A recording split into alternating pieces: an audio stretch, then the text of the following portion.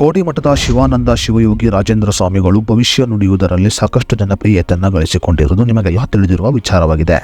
Corona ಮಹಾಮಾರಿಯ ಕುರಿತು ಭವಿಷ್ಯವನ್ನು ನುಡಿದು ಸಾಕಷ್ಟು ಜನಪ್ರಿಯತೆಯನ್ನು ಗಳಿಸಿಕೊಂಡಿದ್ದ ರಾಜೇಂದ್ರ ಸ್ವಾಮಿಗಳು ಅನಂತರ ಅನೇಕ ಭವಿಷ್ಯಗಳನ್ನು ನುಡಿಯುವುದರ ಮೂಲಕ ಜನರ ಮೆಚ್ಚುಗೆಗೆ ಕಾರಣರಾಗಿದ್ದರು.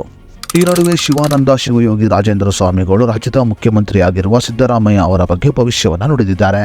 ಶ್ರಾವಣ ತಿಂಗಳಿನಲ್ಲಿ ಸಿದ್ದರಾಮಯ್ಯ ಅವರ ಬಗ್ಗೆ ಭವಿಷ್ಯವನ್ನು ನುಡಿಯುತ್ತೇನೆ ಎಂದು ಹೇಳಿದ್ದ ಕೋಡಿಮಠದ ಶ್ರೀಗಳು ಈಗ ಬೆಳಗಾವಿಯಲ್ಲಿ ಸಿದ್ದರಾಮಯ್ಯ ಅವರ ಕುರಿತಂತೆ ಭವಿಷ್ಯವಾಣಿಯನ್ನು ನುಡಿದಿದ್ದಾರೆ. ಸದ್ಯ ಕೋಡಿಮಠದ ಶಿವಯೋಗಿ ಶಿವಾನಂದ ರಾಜೇಂದ್ರ ಸ್ವಾಮಿಗಳು ಸಿದ್ದರಾಮಯ್ಯ ಅವರ ಅಧಿಕಾರದ ಬಗ್ಗೆ ಭವಿಷ್ಯವನ್ನು ನುಡಿದಿದ್ದಾರೆ. ಸದ್ಯ ಕೋಡಿಮಠದ ಶ್ರೀಗಳ ಭವಿಷ್ಯ ಸಾಕಷ್ಟು ಜನರ ಆಘಾತಕ್ಕೆ ಕೂಡ ಕಾರಣವಾಗಿದೆ. ಹಾಗಾದರೆ ಮುಖ್ಯಮಂತ್ರಿ ಸಿದ್ದರಾಮಯ್ಯ ಅವರ ಬಗ್ಗೆ ಕೋಡಿಮಠದ ಶಿವಯೋಗಿ ಶಿವಾನಂದ ರಾಜೇಂದ್ರ ಸ್ವಾಮಿಗಳು ನುಡಿದ ಭವಿಷ್ಯ ಏನು ಅನ್ನೋದರ ಬಗ್ಗೆ ಸಂಪೂರ್ಣ ಮಾಹಿತಿಯನ್ನು ಈ ವಿಡಿಯೋದಲ್ಲಿ ನಾವು ನಿಮಗೆ ತಿಳಿಸಿಕೊಡ್ತೀವಿ.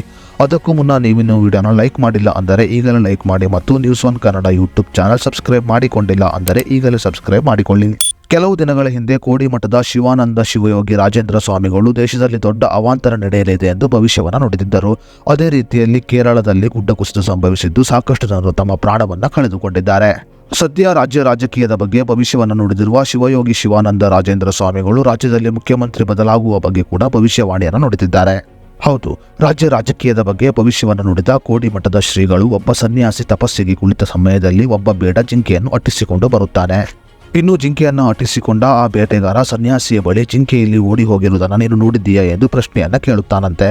ಬೇಟೆಗಾರನ ಬಳಿ ನಿಜವನ್ನ ಹೇಳಿದರೆ ಆ ಜಿಂಕೆ ತನ್ನ ಪ್ರಾಣವನ್ನು ಕಳೆದುಕೊಳ್ಳುತ್ತದೆ, ಆದರೆ ಸುಳ್ಳನ್ನು ಹೇಳಿದರೆ ಸುಳ್ಳಾಡಿದ ಪಾಪ ನನಗೆ ಅಟ್ಟುತ್ತದೆ ಅನ್ನುವ ಉಭಯ ಸಂಕಟಕ್ಕೆ ಒಳಗಾಗುತ್ತಾನೆ ಆ ಸನ್ಯಾಸಿ.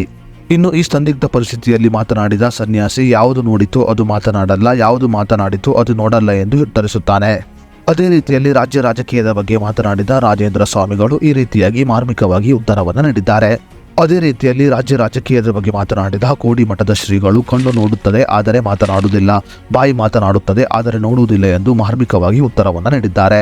ರಾಜ್ಯ ರಾಜಕೀಯದ ಬಗ್ಗೆ ಮಾರ್ಮಿಕವಾಗಿ ಮಾತನಾಡಿದ ಕೋಡಿಮಠದ ಶ್ರೀಗಳು ಸದ್ಯಕ್ಕೆ ರಾಜಕೀಯದಲ್ಲಿ ಯಾವುದೇ ಬದಲಾವಣೆ ಆಗುವುದಿಲ್ಲ ಅನ್ನುವ ಸುಳಿವನ್ನು ಕೂಡ ನೀಡಿದ್ದಾರೆ. ಅದೇ ರೀತಿಯಲ್ಲಿ ರಾಜ್ಯದಲ್ಲಿ ಮುಖ್ಯಮಂತ್ರಿಯಾಗಿರುವ ಸಿದ್ದರಾಮಯ್ಯ ಅವರು ಸದ್ಯಕ್ಕೆ ತಮ್ಮ ಸ್ಥಾನದಿಂದ ಕೆಳಗಿಳಿಯಲ್ಲ ಅನ್ನುವುದರ ಬಗ್ಗೆ ಪರೋಕ್ಷವಾಗಿ ಹೇಳಿದ್ದಾರೆ ಕೋಡಿಮಠದ ಶ್ರೀಗಳು.